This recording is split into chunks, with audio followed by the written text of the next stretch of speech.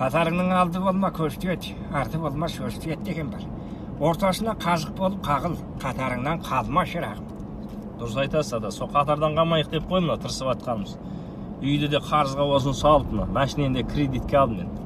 Сотқа бәрін айтып, рассрочка киім қазір енді қатардан қалмайық деп соған тырысамыз енді, басқа ештеңе жоқ қой. Шырағым, қатарыңнан қалма дегенім дүниемен жарыс демедім. Қатарға қай кезде бәрі бірге тұрады. Жарлы да жақыбай да, кедей де бай да, патша да құл да қай кезде. Мына 5 күн жалғанда 5 уақыт намазда тұрады. Сол қатардан қалма дедім, шырағым.